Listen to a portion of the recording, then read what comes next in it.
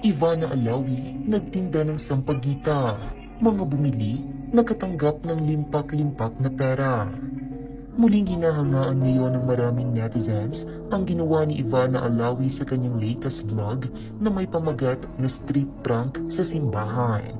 Bukod nga sa pagiging mahusay na aktres at pagiging maganda, kilala rin si Ivana Alawi sa pagkakaroon ng ginintuang puso. Madalas niya itong ipinapakita o ipinaparamdam sa pamamagitan ng pagtulong sa mga tao na idinadaan niya sa pagpaprank. Ngayon nga'y muli na namang nagbahagi ng tulong ang actress-vlogger na idinaan niya muli sa pagpaprank. Sa kanyang latest vlog ay pinaliwanag ni Ivana ang kanyang gagawin upang makapagbalik ng blessings sa mga tao dahil aniya kung hindi dahil sa kanila ay hindi niya mararating ang ganitong klase ng buhay na mayroon siya.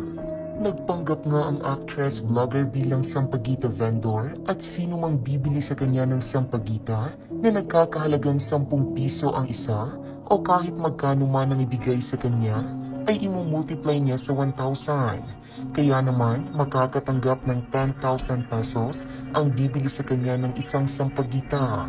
100,000 pesos naman kung 10 at tumataginting na 1 million peso ang bibili sa kanya ng 100 na sampagita.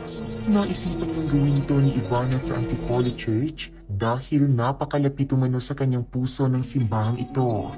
Sa pagsisimula ni Ivana sa kanyang prank ay maraming tao ang tinanggihan ng kanyang alok na bumili ng sampagita. Ngunit kinalaunan ay bumili na nga sa kanya ang street vendor ng 2 piraso. Nakipag-usap pa saglit si Ivana Alawi bago ibigay ang premyo nito. Dito na pag-alaman ng vlogger na huminto sa pag-aaral ang kinilalang si Nix. Dahil umano sa kakulangan sa pang-tuition ay nagdesisyon itong huminto na muna. Habang nag-uusap ay humirit pa si Ivana ng candy mula kay Nix at hindi naman ito nagdalawang isip na bigyan ng vlogger.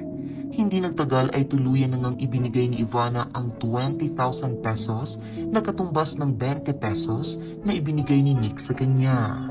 Halos hindi nga makapaniwala si Nix na makakatanggap siya ng ganong kalaking pera mula sa taong pinagbilhan niya lamang ng sampagita.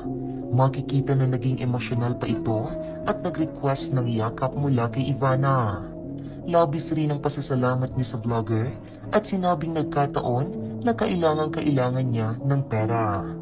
Ngunit sagot ni Ivana ay deserve niya ang blessing na ito dahil sa pagiging mabuti at mabait niyang tao.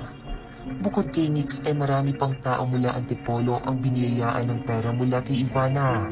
Mga street vendor, traffic enforcer at tricycle driver na hindi nagdalawang isip na tulungan siya sa kanyang sampagita.